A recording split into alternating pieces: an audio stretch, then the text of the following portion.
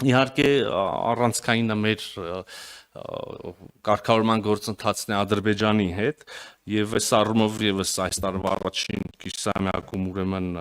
առիթներ եղել են, քննարկումներ ունեցել ենք։ Ես օրինակ հանդիպում եմ ունեցել Անտալիայի դիվանագիտական ֆորումի շրջանակներում նախարար Բայրամովին, վերջերս Տիրանայում Ալբանիայի մայրաքաղաքում վարչապետ Փաշինյանը զրույց ունեցավ նախագահ Ալիևի հետ եւ մենք հույս ունենք, որ առաջիկայում այս խոսակցությունը ավելի գործնական եւ հանգամանալից կերպով հնարավոր կլինի շարունակել եւ իհարկե եւ խոսում ենք այս տարվա առաջի կիսամյակի մասին այս համատեքստում Հայաստան-Ադրբեջան կարգավորում ունենք շատ նշանակալի եւ իսկապես մի աննախադեպ ձեռքբերում, ունենք փաստաթուղթ, որի տեքստը համաձայնեցված է եւ Ադրբեջանը եւ Հայաստանը հայտարարել են, որ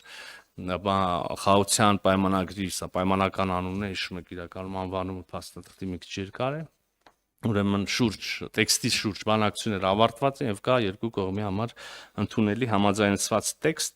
Հայաստանը հայտարարեց եւ այսօր էլ հայտարարում է, վերահաստատում է, որ մենք պատրաստ ենք րոպե առաջ սկսել խորհրդացություններ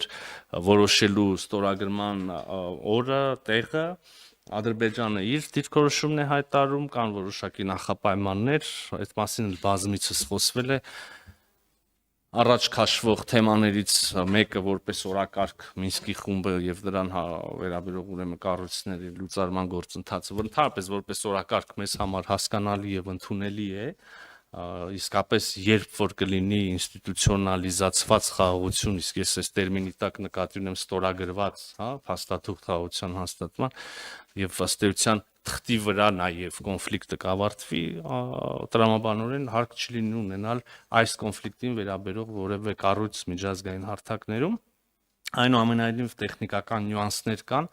Մենք կարծում ենք, որ այս գործընթացը Մինսկի խմբի եւ կառույցների լուծարման եւ խաղաղության պայմանագրի ստորագրման, հետագայում վավերացման, ուրեմն գործընթացը առնվազն պետք է զուգահեռվեն եւ մենք միաժամանակ կարող ենք օրինակ երկու թղթի շուրջ հանդիպում ունենալ, ստորագրություն